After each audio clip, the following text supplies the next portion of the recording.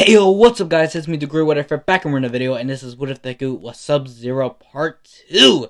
Now, before the video actually begins, I have a few announcements.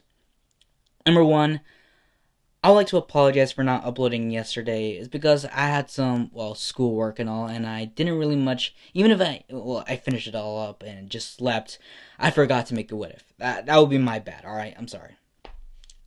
Yeah. Also, I was planning on doing What If Deku had Bond's powers later on, but yeah, I'll probably do that later on. So you'll be seeing it later. Anyways, I changed to female Todoroki's name a little to Sara Todoroki. That's how she will be referred as always in my series. And Fiume, I hope I'm not fucking butchering this. Fiume or Fiume. I'm probably gonna get so many comments on this shit, but whatever. I hope I don't butcher her name like that. But Fiume, yeah, Fiume, Fiume. I don't really know Fiume or Fiume. I'm not really much sure. But anyways, remember to like, subscribe, hit the notification bell, like if you like it, dislike it, You're new to the channel, welcome.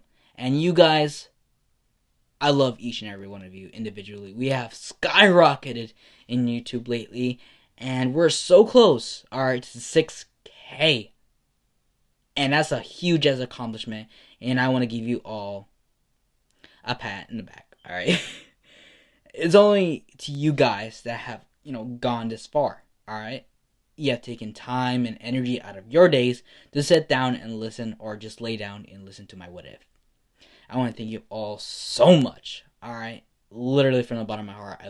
I love each and every one of you. No homo. Anyways, you're probably getting, sick of hearing this. Let's get right into this What If. So, we're going to cut right back to Izuku when he's talking to, Sara Todoroki. As Izuku's just sitting, at least far away from, not far away, but like a good distance away from her. Izuku noticed that she was crying, so he got at least close enough that she will have her own personal bubble, everything. Because he didn't just want to intrude with her, because, again, they're completely strangers. And they don't know each other yet. So Izuku wanted to, start some small talk, saying, are you okay? She didn't respond. And he wanted to, talk a little bit better, saying, are you alright? I mean, do you need any help? Did you hurt yourself? And Sara responds saying, go away. I don't want to see no one. And Izuku took this, saying, I see. I mean, there must be something that she's sad about. Maybe if I, give her something. Maybe something to cheer her up. And Izuku remembered that he had at least a was called a chocolate bar in his back pocket that he was gonna save for later on. But hey, this is more important than his later schedules. So as he goes on his back pocket, pulls it out, and offers her a some chocolate, and she slowly turned her direction towards Izuku, and Izuku notices the burn mark on her left side of her face. Now, she didn't even want to get close to Izuku, but Izuku noticed how much she is hurting right now. And it's almost unbearable to see her like this. So Izuku, he took a deep breath and begins to walk towards her. Izuku could feel the coldness surrounding her, which is, very different. He was kind of immune to the cold, but this is a new type of cold that he has never felt. A feeling. It was weird. But Izuku continues on walking forward and hands her a chocolate bar. She takes the chocolate bar, begins to eat it, and saying, thank you. And Izuku thinks for a second, saying, finally, she was able to talk to me. Alright, now to ask why she's like this. He then goes on and say, could you tell me please what's wrong? As she's just slowly eating her chocolate and saying, yeah, I'm just sad, that's all. Izuku thinks about it for a second, saying, that's not really much of a good response, but I'll see if I can maybe get a better response. So he took a different approach and says, what's your quirk? And she responds saying, ice and fire. Izuku smiles, and she just looks at Izuku with his bright smile, and she started to blush a little. And Izuku responds saying, wow, what a cool quirk. Could I see it, please? Come on, please. And she says, I guess? She then started to show a little bit of ice on her right side, but she refuses to, or when Izuku asks her if, she could see her fire side, she refuses. And Izuku now got a little bit of a clue on what's going on. Izuku thinks for a second, saying, so, she's able to use her right side, her eyes, but she refuses to use her left? Her fire. Fire. He then connects it to Endeavor, and then connects it to the burn mark on her left side. He puts two and two together, saying, did your father did that to you? She stayed quiet for a second, and Izuku responds saying again, did your father do that mark on your face? And she puts her head down and begins to just cover herself, per se. Like, puts herself in a little ball. And Izuku knows for a fact that she's hurting more now. She's tearing up. She's trying to hide it, but Izuku knows for a fact that she's crying right now. Izuku took a little step forward, and ice started to release from her, to the floor, covering her. As the ice started to envelop Izuku, Izuku gave no notice to the ice covering him and begins to walk towards her. As he went and just hugged her, she looked up and tears just rolled down her eyes. Izuku looked towards her eyes, and she looked right at him and noticed that he does not have any pupils at all, and says, what's wrong with her eyes? Izuku then says, I'll tell you about that if you tell me who caused that mark on your face. She responds saying, it was my mother. Izuku was taken back by this, like, your mother? Why would she do that to you? And she responds saying, I don't know. But I think it's because of Dad. Izuku thinks about it for a second and saying, your dad? Wait, where's your mother now? And she begins to cry, saying, at the hospital. Izuku thinks and saying, what's going on? First off, her mother did that to her? How could she? And this has to be connected to her father? How? He took a deep breath and says, alright, since you have shared a little bit of it, I'll share mine. You see, I was born with these. And she responds saying, really? They look cool. And Izuku responds saying, yeah, but I mostly get a little bit of picked on because of these eyes. I just want to hide them away, but I don't want to hide my true self. And she just stays silent. Izuku thinks and says, gotcha.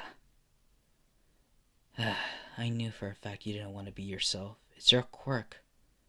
I mean, you never want to use your fire because your father, quote unquote, your father does have fire. And he puts it two to two together and says, and thinks about it in his mind, saying, "You don't want to be yourself. You're putting this outer shell of ice instead of that blazing fire that you have, a gift. Maybe if I try to... No, not right now. She's in much pain."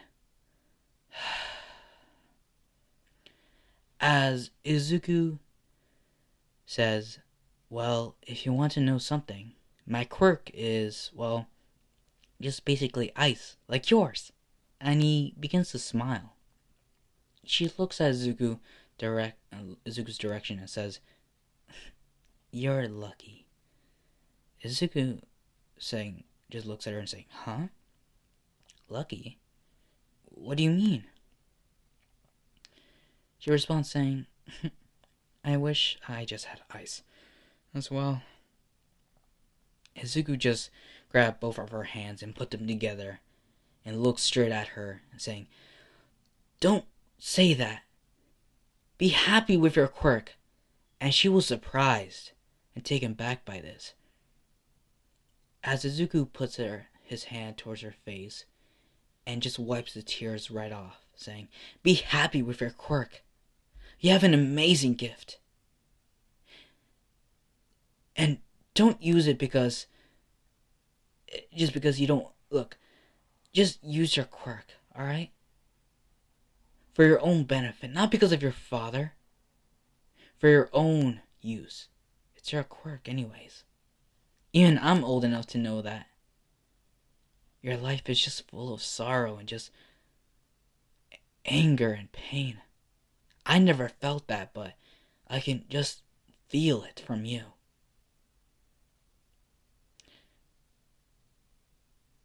Are you gonna be alright?" And she just says, "Yeah, I guess." As the door swings open and Endeavor shows up, Izuku looks behind him and says, "Endeavor?" Endeavor slowly walks in with his flary mustache and his flary beard and just looks at Izuku saying, "Why the hell are you here? You're prohibited from here. Who gave you permission?" And Izuku just takes a stance and says, "Did you hurt your daughter? How dare you? Do you have any shame at all?" And Endeavor just responds saying, "Shame? I shouldn't be saying that if I were you. I mean, your father has more shame than me. Get out of the way, kid. Go back to your so-called father. He's probably looking for you right now." Izuku responds saying, "I don't care. You're hurting your own daughter. You call yourself a hero? A symbol? How dare you? You don't deserve to be called a hero. What happens if everyone sees who you are right now? Your so-called hero image will be shattered. Your family's in pieces right now, and all you think about is hero and hero and hero. Trying to be the best. You know, I never liked you. That outer shell that you put up is just a phrase, a phrase, or whatever.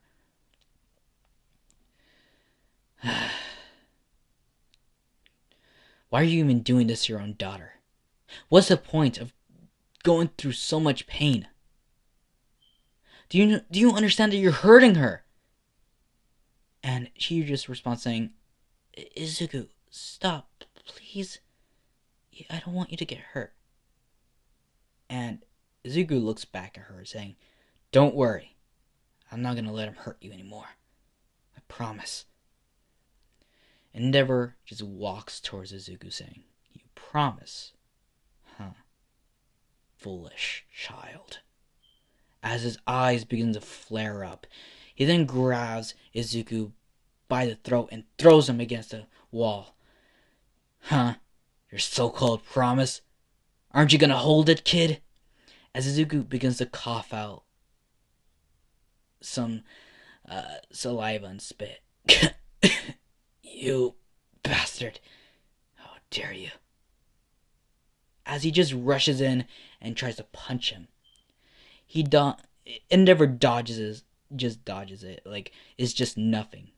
It begins to just kick him, saying, how dare you even talk to my masterpiece? How dare you even be in the same room and share the same air with her? How dare you? How dare you? And Isara runs towards Izuku, trying to stop her own father, but Endeavor just looks down on her and just throws her out the way. Izuku just yells out, Sara! You bastard. How dare you hurt your own daughter, your so-called masterpiece? You will pay, you know that? I'll show you. You don't even deserve the title of hero. You're no hero! And Endeavor just punches Izuku right. Just clocks him out. As Endeavor just looks down on Izuku. Hasashi senses something is wrong. He walks towards the sound of crying. He walks towards an open, just peers into the doorway and sees his son on the floor, gasping for air, and sees Endeavor over him. He sees the little kid crying. And Hasashi is filled with rage. He runs right in there, punches Endeavor right in the face, grabs his shirt, and throws him outside, causing a few of the walls to break. As Endeavor is taken back by this, he slowly gets up, and Hasashi, sliding in with his ice, jumps and punches Endeavor again, right in the face, saying, how dare you hurt my son, you bastard! And just punches him again. How dare you, you miserable wretch! As Endeavor just friggin' wipes his mouth and just spits a little bit of his blood, saying, Subzero. When was the last time that we fought like this, huh? I believe I beat you because your ice was too fragile and not even cold enough to hurt me. Hasashi takes a stance and begins to jump on Hasashi, punching him. Endeavor uses his fire to cover himself in a type of, a wall of fire, basically. Subzero or Hasashi wasn't able to hurt Endeavor, thanks to him covering in fire. Hasashi's ice isn't cold enough to, go through the fire. It'll literally steam up as it immediately hits it. Hasashi backs off just a little bit, and Endeavor just laughs, saying, what's wrong, Hasashi? Huh? Afraid to take the heat? And Hasashi just looks back and sees his little boy on the floor. Hasashi is angry. He will not go out like this. Hasashi begins to make a small blade of ice in his hand. It begins to rush at Endeavor. Endeavor goes for a swing, but Hasashi does a acrobatic jump and is right over his head. He went to go for the strike on his neck, but it immediately turns into steam, as Endeavor just elbows him right in the face, causing him to fly out. As all the kids around the place begins to cry and ask for everyone to stop. As Hasashi begins to slowly get up, wipes the blood off his nose, and is ready for another round. But he noticed that the kids will get hurt, so he had no choice but to leave with Izuku. He circles it was called Endeavor for a while and takes his kid. Hasashi responds towards Endeavor saying, "I dare you to touch my son again. Next time, your flimsy fire will work on me. I promise you." Endeavor laughs and say, "Run, you coward. Run like you always do. And I'm very much sure that your family will be safe from now on." Not. As Hasashi tisk and gets in the car, he grabs his unconscious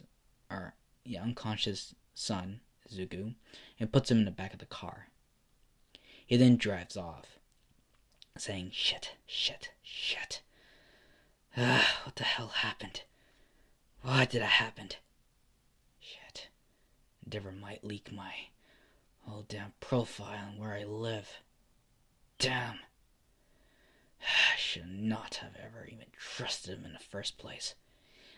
Well, it was either that or go to jail. Damn it! I need to get my kids somewhere safe. If he leaks my profile, villains might know where I live. Damn it, even the contractors that I double-crossed. Damn it. Where's a good place for them to stay? He then thinks for a second and says, the Lin Kuei clan. They will help us. Yeah, they have to. But what if they don't? I mean, it's a very long-ass way to get there. Nah, I have to. It's the only way. As they get home, and Hasashi carries in, barges into the door, and Inko was surprised and say, "What's wrong?" And Hasashi just looks and sees that his son is brutally beaten, bruised all over his body. He's surprised that he's not even burned. As Hasashi just puts him down on the couch and saying, "That damn Endeavor hit my son. Look at him. He's badly bruised. What do we do? Do we send him to the hospital? He should be fine. Just pour some ice on him and the swelling should be done." How could this happen? I don't know. But this isn't good. What do you mean? Endeavor knows exactly who I am. If he just spreads my whole profile or this house or anything, it might be some trouble for us. What do we do? There's nothing I can do. Well, there's one thing I can actually do. I can send you back to my hometown. Or my father's hometown, to be exact. The Lin Kuei clan. As he responds saying, "Are you sure? I mean, we never been there. I mean, what'd they say?" Hopefully, everything turns out alright. I just... What the hell?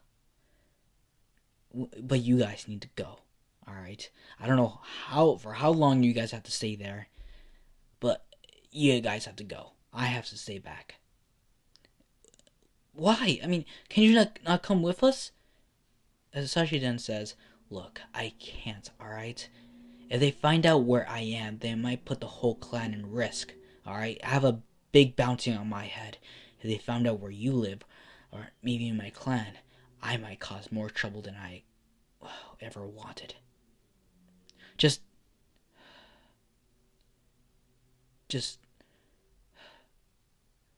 in the coming days, I want you guys to pack and leave. Head towards the clan. Ask them to live under them in exchange for Izuku to train under the Lin Kuei. Know their ways.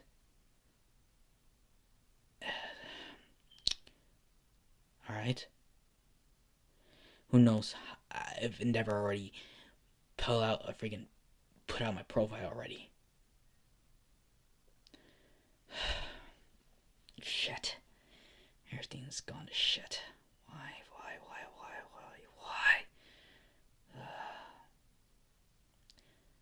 And Inko's just knows for a fact that Hasashi's going through something right now. And their child is very much important to them. He has no other choice. She has no other choice but to ask the Lin Kuei's help. As night falls, Izuku was finally able to get up from his unconsciousness and say, "What's happening? Why does my head hurt a lot?" As Inko, driving by herself, looks back and says, "Oh, you're finally awake." Izuku responds saying, "What happened? Where am I?" "You're in a car, sweetie. We're just gonna go somewhere a place that we're gonna, spend for a while." Izuku responds saying, "Where's Dad? Where's Syra? And she responds saying, "Who?" "Syra, Endeavor's daughter. Where is she? Why am I in the car?" As she begins to cry, saying, It's nothing, alright? We'll be just gone for a couple of... We'll just be gone for a couple of... a minimal time." And Izuku was confused and saying, "A minimal time? Where's Dad?" And she responds saying, "Dad is, in a business trip right now. But we talked to each other like a couple minutes ago." "Sweetie, that was at least a couple hours ago." "Huh?" "Yeah. We have to go." "Where do we have to go?" "To your, grandfather's old place. I hope they, and, I hope they accept us." "What do you mean, Mom? What's going on?" "Just, please, be quiet, Izuku, alright?" Izuku kept quiet and didn't know what was going on. Many things were going through his head, saying how his injuries have been, at least healed. Not completely, but at least he's able to move. He still feels a little bit of pain, especially in the head. And at least a couple hours passed. They went to a place he didn't know where it was, and saw a mountain all the way reaching towards the clouds. Izuku was, just amazed by this mountain. He noticed that there was ice and snow all over. Where are we? And Inko gets out of the car and reaches out her hand towards Izuku. Izuku grabs her hand and begins to walk all the way up the stairs. The stairs were like an endless flight of stairs. Like, he lost count over at least 1,000 steps. He didn't know where the hell he was or how long he's gonna stay. Until he reaches the tippy top, and sees an old man just sitting there. And Inko pulls out a piece of paper and hands it towards the man. The man looks down and reads it and says, "So, you must be Inko. Am I correct? And you are?" As the old man looks at the little kid, and Izuku responds saying, "I'm Izuku." "Ah, I see. Well, come on in." As the temperature seems to be even worse from up here. I mean, it got even colder than before. They were on the bottom of the mountain, and it was kind of suitable for Izuku, but once they're up top, it was cold. Like, in a negative cold. Izuku actually felt coldness. He was immune to the cold, but it must have been in a limited amount. I mean, he's never been in this type of weather before, and it seems to be like a blizzard all around him. Izuku wants to know why they're even here in the first place. He was never even told anything about this place, not even his own father. Well, maybe. As he looks up and sees the gate, it had the Lin Kuei symbol, the one that his father had on his suit, or his combat suit, or whatever. Izuku thinks for a second and says, "Is this the Lin Kuei clan? Wait, is this grandfather's place?" As the old man just raises up his hands and the gate opens. As Izuku was let in, and so was his, mother. As they walk in and notice a village. And the old man responds saying, looks at him and says, "This way for the Grand Master." Izuku thinks for a second and says, "Grand Master? What is this?" As Inko begins to, worry a little bit. She knows who the Grand Master is, or had information on who the current Grand Master is. As both of them make their way towards the Grand Master and sees his little council, it was another old man with a long beard and no hair at all. But his eyes were blank. There were no pupils, just like him. The old man, the Grand Master, says, "So, you two, are you Hasashi's family?" Both of them says, "Yeah, we are." "Good. I hope you enjoy your stay for now." Now, that's where I'm going to end it up, guys. I hope you guys enjoyed this.